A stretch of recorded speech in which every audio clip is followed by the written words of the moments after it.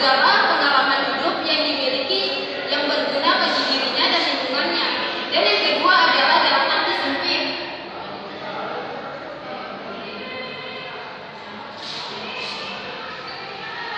Pengertian pendidikan dalam arti sempit adalah proses interaksi antara pendidik dan peserta didik baik di lingkungannya, masyarakat, keluarga, dan sekolah.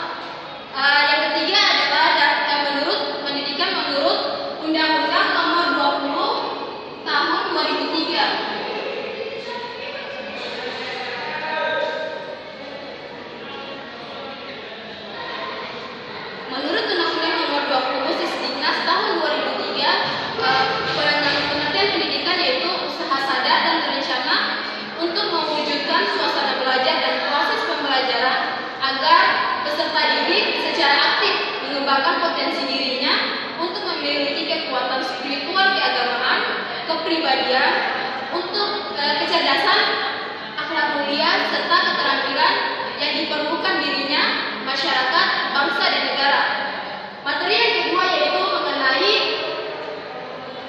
pendidikan sebagai ilmu pengetahuan.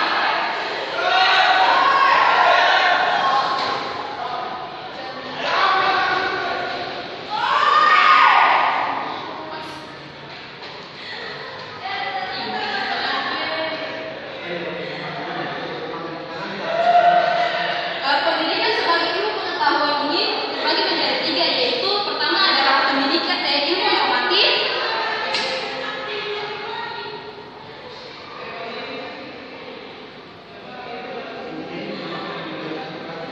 yang kedua yaitu ilmu teoritis,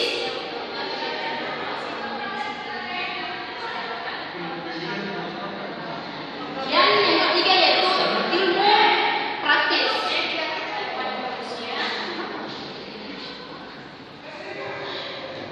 Materi yang ketiga yaitu mengenai pendidikan sebagai suatu sistem.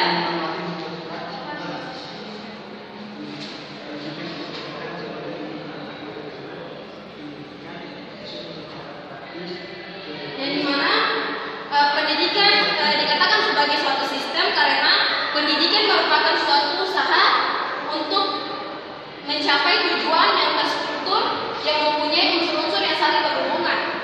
Dan materi yang keempat yaitu teori mengenai teori pendidikan.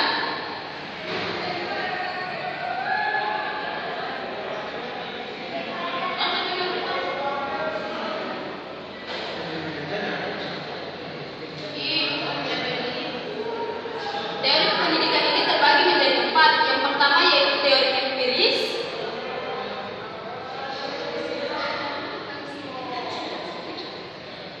yang kedua yaitu mengenai teori nativisme,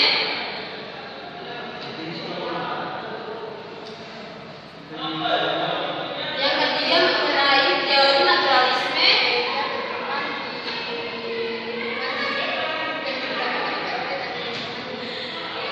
dan yang keempat yaitu mengenai konsekuensi.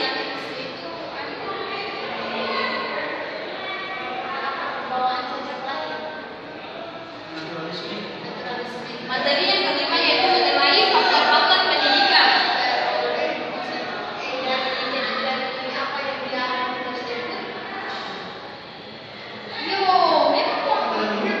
Yang dimana faktor-faktor pendidikan ini memiliki faktor tujuan,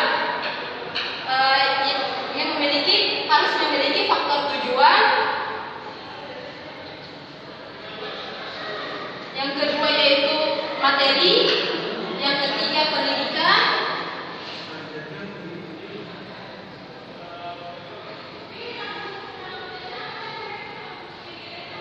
Yang keempat peserta didik.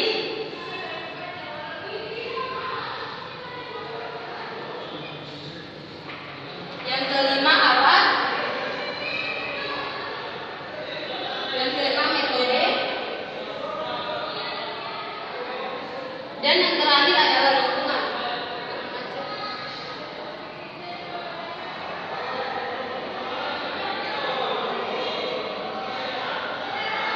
Materi yang keenam yaitu mengenai peserta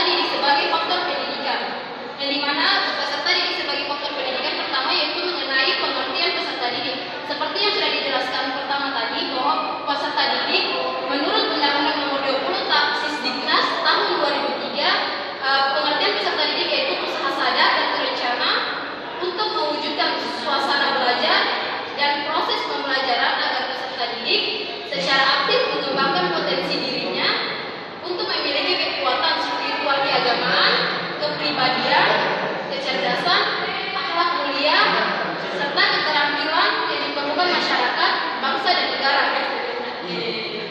Yang kedua, mengenai karakteristik manusia sebagai peserta didik. Karakteristik manusia sebagai peserta didik yaitu tidak terlepas dari faktor psikologis, biologis, dan sosiologis yang berbeda-beda dari peserta didik. Yang ketiga yaitu mengenai batas awal dan batas akhir pendidikan.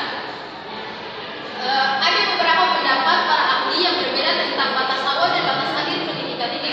Namun, menurut Pendidikan dan Menteri Agama nomor 4 PB tahun 2011 dan nomor 111 tahun 2011, syarat usia calon peserta didik dimulai dari umur 4 sampai dengan 5 tahun TK dan batas akhirnya yaitu 10 sampai dengan 21 tahun untuk SMA. Yang materi yang ketujuh yaitu mengenai tujuan sebagai faktor pendidikan.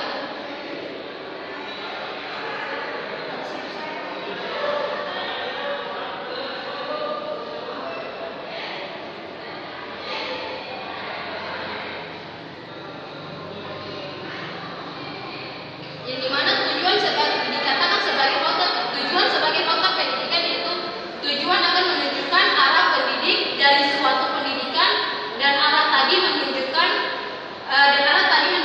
jalan yang harus ditempuh. Materi yang terakhir yaitu mengenai materi sebagai faktor pendidik.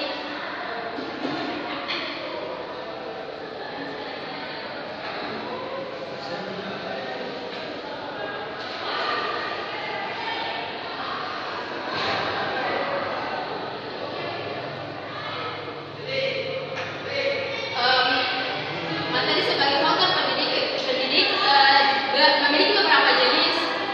memiliki beberapa jenis. Materi pendidikan. Yang pertama yaitu fakta, kedua konsep, yang ketiga adalah prinsip, yang keempat adalah prosedur, dan yang terakhir adalah sikap atau nilai.